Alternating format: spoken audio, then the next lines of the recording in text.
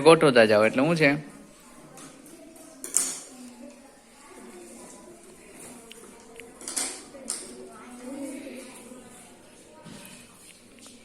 આપણે વર્તુળનું ક્ષેત્રફળ શોધવાનું સૂત્ર તારવવા માટેનો આપણે પ્રયોગ કર્યો છે, બરોબર? પ્રવૃત્તિ આ કરેલી છે.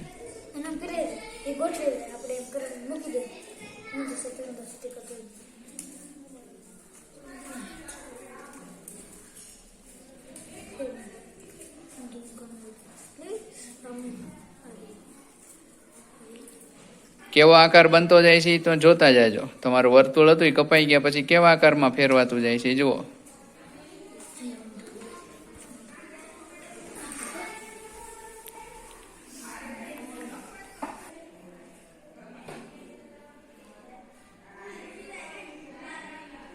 બરોબર.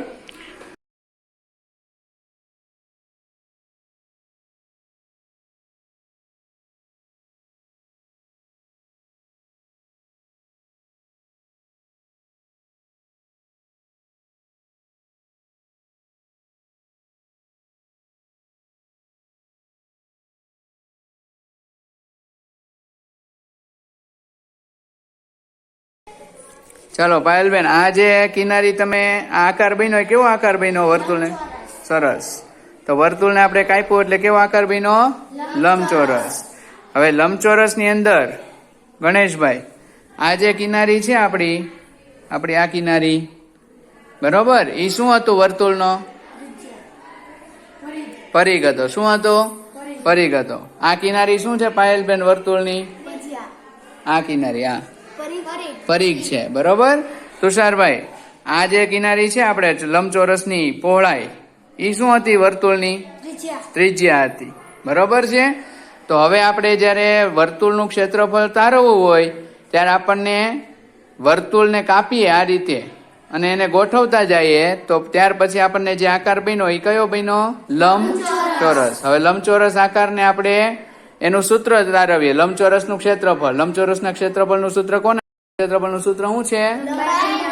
લંબાઈ ગુણ્યા પહોળાઈ, બરોબર. હવે એ સૂત્રમાં લંબાઈ શું થયું? આ થયું ને લંબાઈ. એ હકીકતમાં શું છે? વર્તુળનો પરિઘ, બરોબર. અને આ જે છે એ શું છે? પહોળાઈ. એ વર્તુળની ત્રિજ્યા.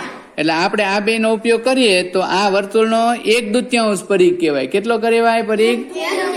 અને આ ત્રિજ્યા કેટલી કહેવાય? r, બરોબર.